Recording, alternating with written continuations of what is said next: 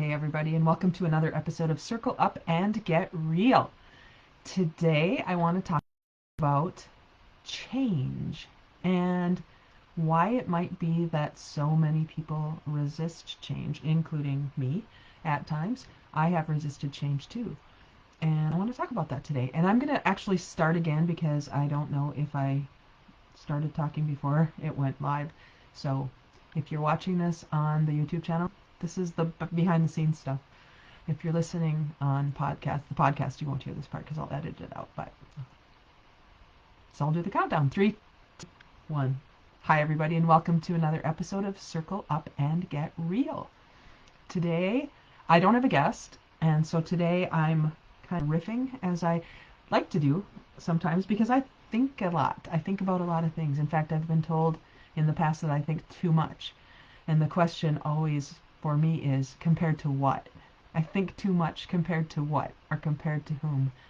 And that reminds me of my friend Barbara McAfee, whose music is just so relevant all the time and fun to listen to. She's always got a message in the songs she writes. And one of her songs is Compared to What? So if you want to dig in a little bit more, that's a really fun song. So today when I woke up, it is November 20th today. There was snow on the ground. And yesterday when I woke up, there wasn't snow on the ground.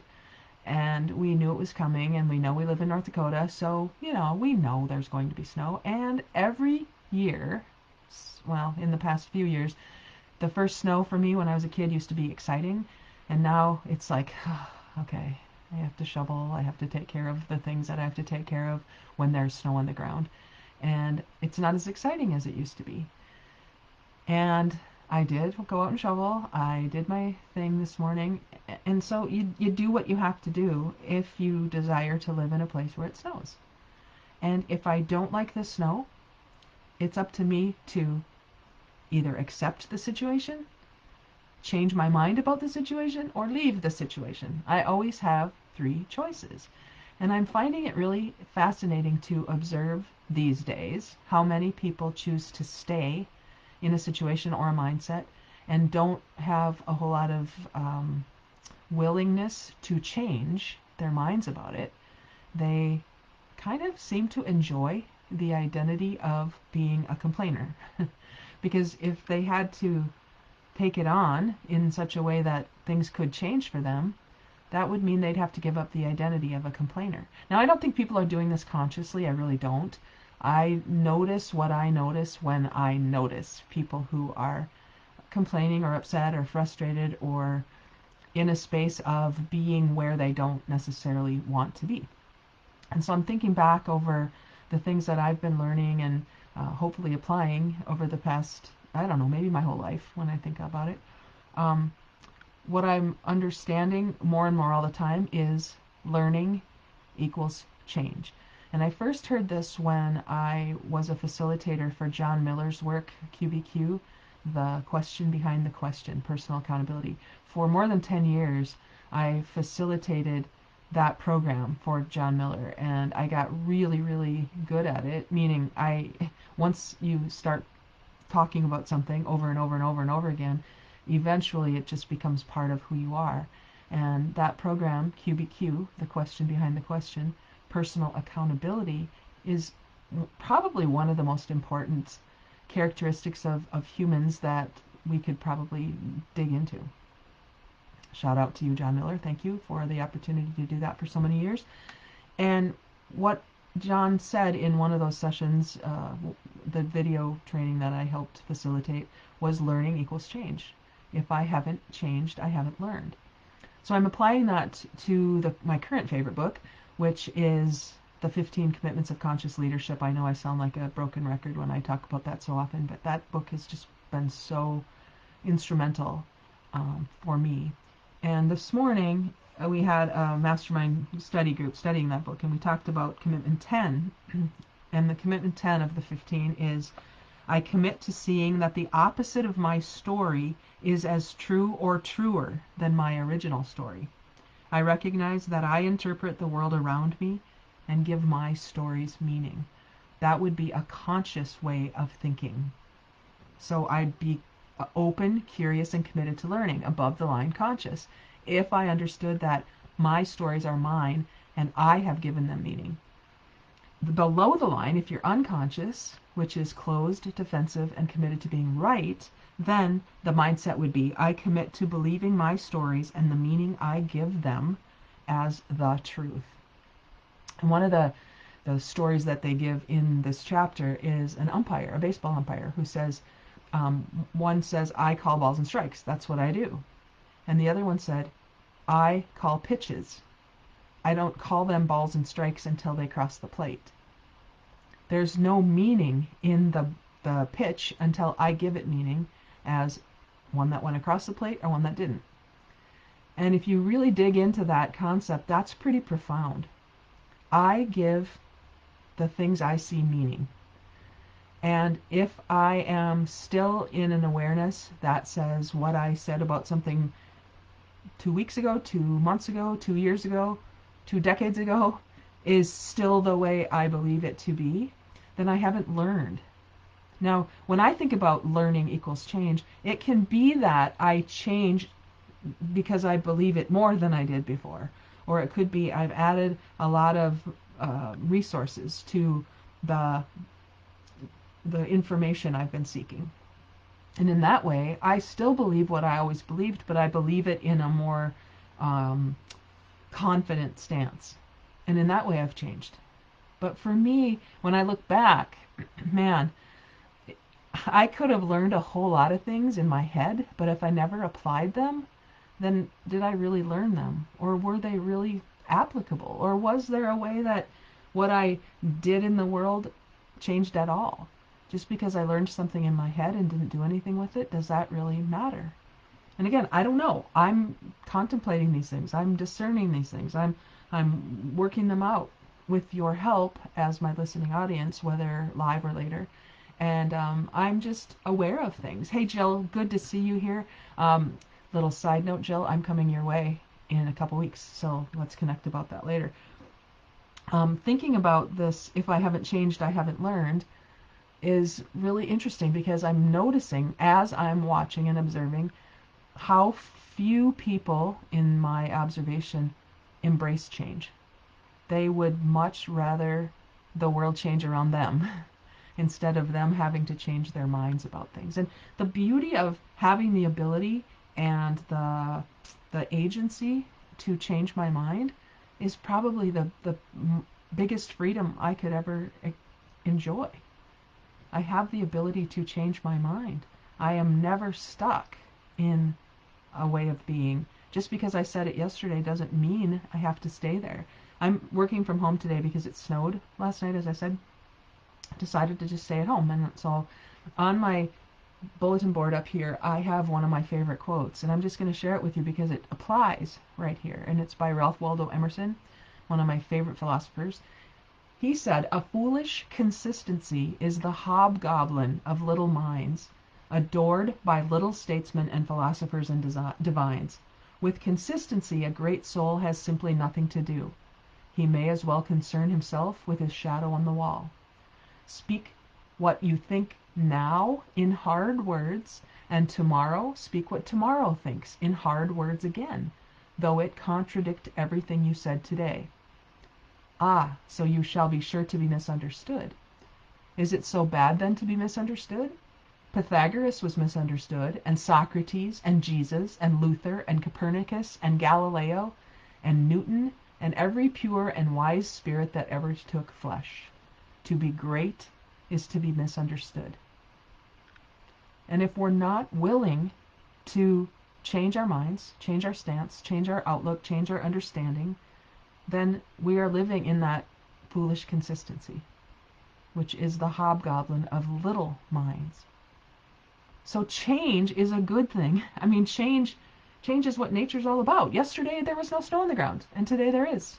Even if I'm mad about it, even if I'm upset about it, I just take with me into everything I do an angry, frustrated mindset. It doesn't change the snow. The snow's still going to be here whether I like it or not. And in that space, it seems so obvious when I say it like that, but apply that to the world you live in right now.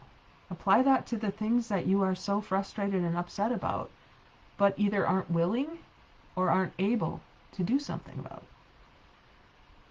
It feels sometimes like there's nothing I can do, and we have to throw up our hands and say, I have to deal with this. I have to do this. Well, okay, maybe, but you always have the opportunity to change your mind about it. If you can't change the situation, then change your mind about the situation.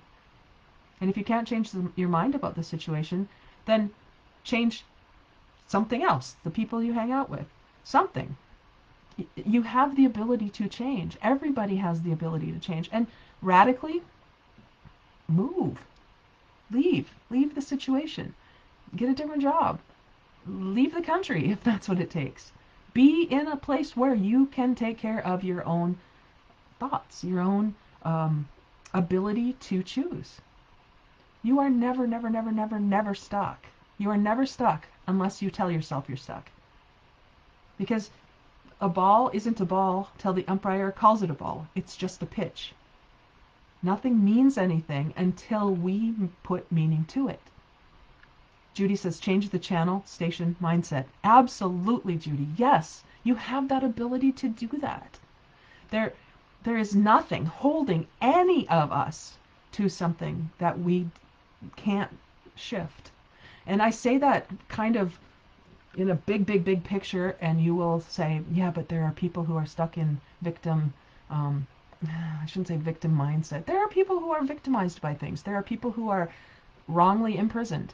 There are people who, there's a lot of situations where that sweeping generalization does not apply.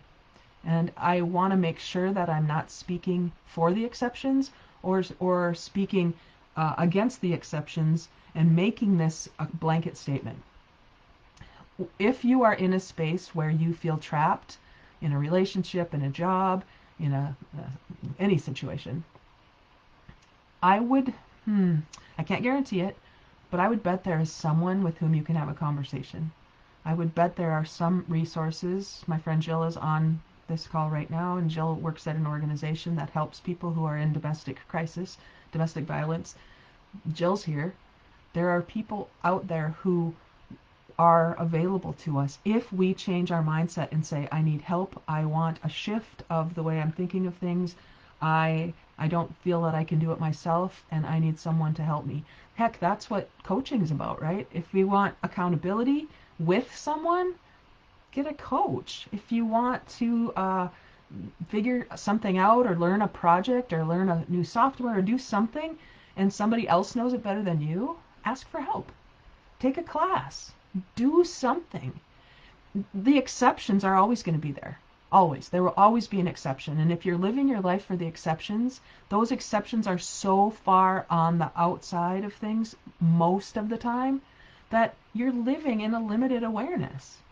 But what if that happens? Sure. But what if that happens? Yes, that is always, could happen. And there's probably an 80% chance in the middle that it won't. And if you recognize that your mindset has turned from be aware to beware, you can change it. Like I said, I want to be really aware of the exceptions to these ideas. There will always be exceptions. I'm not speaking to the exceptions right now. I'm speaking to the possibilities in the middle. If I can't change my mind about something, then I'm truly imprisoned. And I'm going back to Viktor Frankl, who wrote a book called Man's Search for Meaning when he was in a Nazi prison camp. He wrote that book after he got out. Man's Search for Meaning. If you haven't heard of that, take a look. I'm interested in possibilities which take us out of the probability that our lives will stay the same way they've always been. And that's a way to look at the world, I guess. Blah, blah, my life is what it is, and I was stuck here, and I'm blah, blah, blah. You could make up all kinds of excuses. And I'm going to call them that, excuses. Because they're not always the rule. They're excuses, or they're the exceptions. And for me, I'm sharing with you my understanding of this for me right now. If I haven't changed my mind about something somewhere, then I haven't learned anything about that situation. It's been an enlightening couple of weeks, and I think for everybody who lives in America, boy, there's ways we can be about things. We can be unconscious, unconscious in the scope of the 15 commitments of conscious leadership is closed, defensive, and committed to being right. We have that ability. I can be right about the things I don't like. I can be right about how wrong the other side is, or the other person, or the other situation. And then I can be stuck in my rightness. Or I can choose to be conscious and say, if I'm open, curious, and committed to learning, what would I learn that might allow me to expand my own awareness? It doesn't mean I'm giving in or giving up. I remember when I started my business back in 2005, I had people who were employed other places, friends who said, "Oh, I wish I could do that. I wish I had the guts to do that." I didn't have any guts to do this. This was just something that I did because I didn't know what else to do. It wasn't that I was, taking it for the team or trying to be a trailblazer and have all these people come after me and say, "Yay, we want to follow you." Because when I went back and took a job in 2011, I had people who told me I sold out. "Oh my gosh, we were looking at you as being a successful entrepreneur." Well, I still had my business on the side, but for me, I made a decision to go back in as an employee. And it was a great decision for me. I've done that several times, in and out of organizations. What is true for me, I'm not saying this is true for everybody, but what's true for me, I need people around me. When I think about the situation that would be the best for me, and if I could, and I can, you all can, we can design our job. I call it my unicorn job. If I had my unicorn job and it had everything I wanted for me, all the things that were the best for me, one of the things would be I would be around people. I would be part of a team. I would be able to learn from and with other people who were all dedicated to the same outcome. That would be best for me. I kind of have that right now with the client I'm working with. I'm so grateful to feel like I'm part of their team. I've been working with them for the past year. I would love another opportunity to do that with an organization. I love feeling part of something bigger than me. That's just me. That's Jody. That's one of my values. Collaboration is one of my values. And if I were honest, and I think I'm honest. I try to be honest.